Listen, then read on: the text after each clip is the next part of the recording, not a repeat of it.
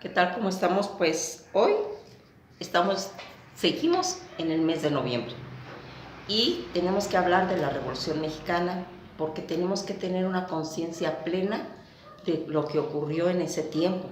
¿Para qué? Para valorar a los héroes, para valorar las acciones y para valorar esa evaluación que se ha ido haciendo.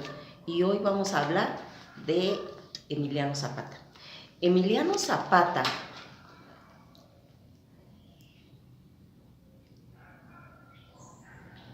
considerado uno de los caudillos y líderes más importantes del movimiento revolucionario, nos vamos a ir dando cuenta aquí de que toda esta transitar que tiene este hombre, que es considerado como un símbolo de la resistencia agraria en México, porque ya nos fuimos del brazo de Villa, ya hablamos de todas las situaciones que a él le estaban aconteciendo, pero eso era en el norte, ¿sí? Él era el centauro del norte. Ahora vamos a hablar esa parte que toca en el movimiento agrario en el sur y que aquí le van a dar el grado. Él tenía el grado militar de general de división.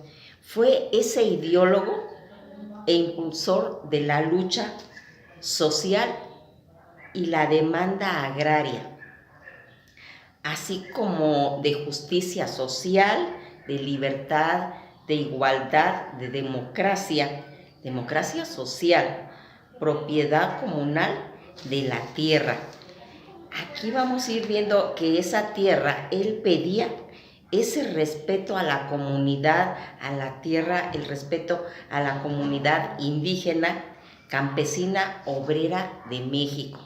Todo esto él va a estar pues liderando desde 1911 hasta 1919, que es donde él va a morir, y él va a morir a los 39 años. Él va a morir el 10 de abril de 1919 de una herida de fuego. Y va a nacer el 8 de noviembre de 1879 en Anenecuilco. Su muerte de él va a ser en Chinameca y él tuvo pues una descendencia de hijos y de esposas.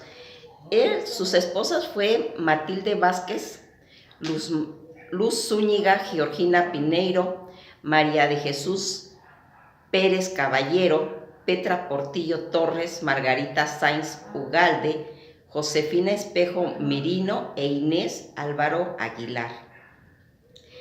Su hermano es Eufemio Zapata y va a tener como una descendencia de hijos en los que se van a ir pues destacando sus estos hijos que él tiene, que van a ser como una extensión de él. Nos vamos a ir dando cuenta que, fíjense en qué va pasando aquí. Cuando estos grandes hombres van dejando esa descendencia, también van dejando ideales.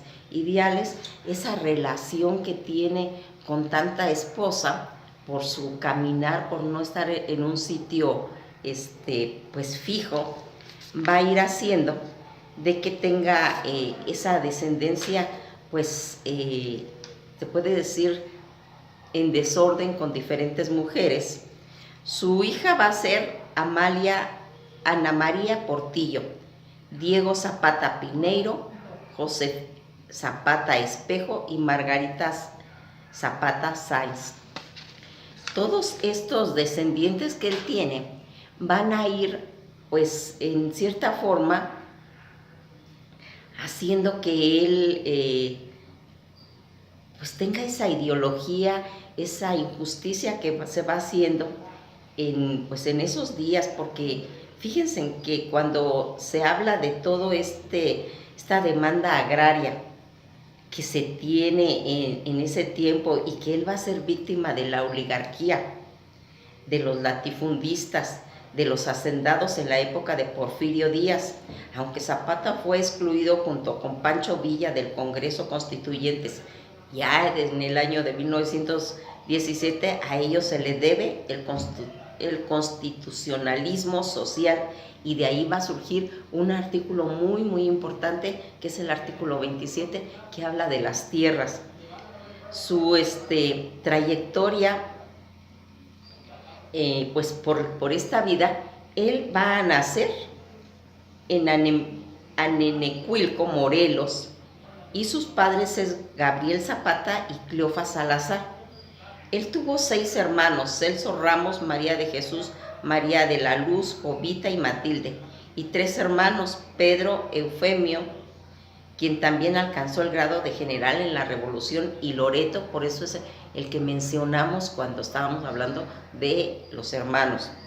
Su abuelo materno, José Salazar, militó en el ejército de José María Morelos y Pavón durante el sitio de Cuautla, y sus tíos paternos, Cristino y José Zapata, lucharon en todas esas guerras de reforma con Benito Juárez y la intervención francesa, a las órdenes del general Carlos Pacheco y Porfirio Díaz, porque acuérdense que Porfirio Díaz va a tener 2 divisiones, una cuando es militar y una cuando es presidente.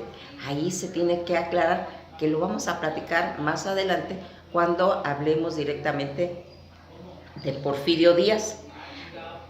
Toda esa infancia que se va a desarrollar con el contexto del latifundismo porfirista en Morelos, va a realizar sus primeros estudios con el profesor Emilio Vara, quien ha sido un viejo soldado juarista, y a sus 9 años, al presenciar el despojo de tierra de los campesinos, ocasionando por hacendados en toda la zona, y después de escuchar a su padre que le respondía que nada podía hacerse, él dijo: no se puede, pues cuando yo sea grande haré que las cosas vuelvan a su lugar. Todas esas primeras excursiones, ya desde 1906, asiste a una junta de campesinos en Cuautla para discutir la forma de defender sus tierras, sus pueblos, frente a todos esos hacendados colindantes. Su rebelión lo condenó a la leva, conscripto ya desde 1908. Zapata fue incorporado al 9 Regimiento de Caballería bajo el mando del coronel Alfonso Pradillo en Cuernavaca. Zapata fue asignado como caballerango del Pablo Escandón, que era jefe del Estado Mayor de Porfirio Díaz, tras lo cual fue trasladado a cumplir las mismas funciones bajo el mando de Ignacio de la Torre, yerno de Porfirio Díaz, quien le tomaría especial afecto por su destreza y conocimiento en los caballos.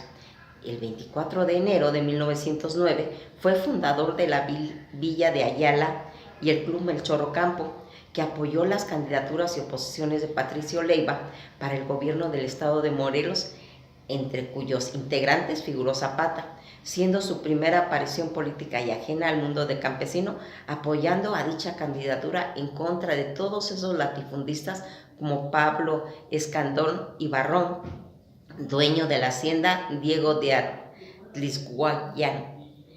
El día 12 de septiembre de 1909, Zapata fue elegido calpuleque, palabra náhuatl que significa jefe o líder, o presidente de una junta de defensa de tierras de Anenecuilco en Villa de Ayala, Moyotepec, donde empezaría a analizar unos documentos muy importantes que se originaron en el virreinato, que acreditaban a todos los derechos de la propiedad de los pueblos sobre las tierras, los cuales habían sido negados por las leyes de reforma y sobre todo la ley de Lerdo, que obligó a la corporación civil a vender o a ser expropiadas las tierras improductivas, lo cual fue motivo del apoyo de varios líderes indígenas, como el de Tomás Mejía, a los gobiernos conservadores y mexicanos.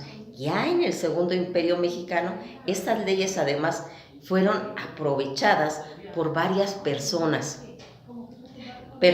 que van a acreditar las tierras de manera ilegal al solicitar a la propiedad de la zona comunal, y a todos los pueblos que no trabajen por esto se convertiría en ese dirigente agrario Morelos, en su estado natal. En 1910 fue incorporado a todas las fuerzas del 9º Regimiento de Caballería y fue sede en Cuernavaca, con el grado de soldado raso. En su mayo de ese mismo año recupera la fuerza de la tierra de la hacienda del Hospital, quien era protegida por el jefe de policía José A. Vivanco, y que dejó en posesión de los campesinos el lugar. Por este hecho tuvo que escapar varias veces del gobierno y fue declarado bandolero, aunque meses después va a participar en la reunión que va a celebrar Villa de Ayala, con el objeto de discutir y de convertir en el Plan de Ayala para toda la reunión de los 3 pueblos, Anenecuilco, Villa de Ayala y Moyotepec, en cuyos inicios fue el reparto agrario que se va a ir haciendo.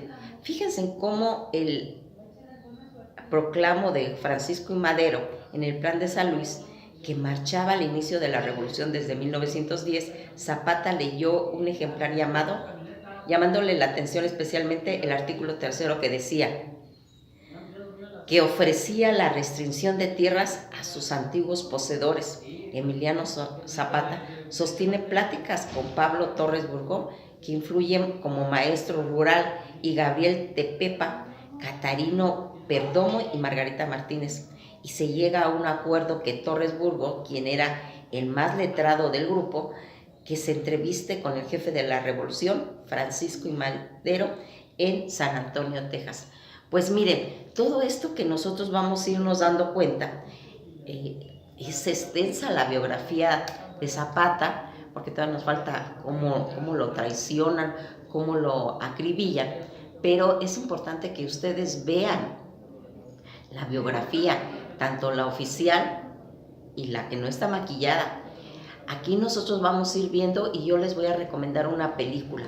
La película se llama Dios llamó tierra, o Dios la llamó tierra, en donde en esa película se va a hablar de ese problema que se tenía en todas esas provincias y que se va a ir hablando del reparto agrario. ¿Sí? Si tienen oportunidad de verla, si no, después vamos a hacer un video donde comentemos todo este tipo de situación que se narra en esa película, porque es un claro ejemplo de lo que estaba aconteciendo en esas épocas y que va a dar pues margen a muchas situaciones. En otra de las pláticas que mantuvo con Francisco I. Madero y Emiliano Zapata, en le demostró con bases un ejemplo muy simple como que sentía los campesinos que estaban relacionados con ese despojo agrario. Y Zapata le dice: mire, señor Madero, yo, aprovechándome de que estoy armado, le quito su reloj y me lo guardo, y andando el tiempo nos llegamos a encontrar, y con iguales fuerzas, ¿tendría usted derecho a exigirme su devolución? ¿Cómo no, general? Y hasta tendría derecho de pedirle una indemnización por el tiempo de que usted lo usó indebidamente. Eso le contestó Madero. Zapata le dijo que eso era exactamente lo que había pasado con el estado de Morelos, donde unos cuantos hacendados habían despojado a los campesinos de sus tierras.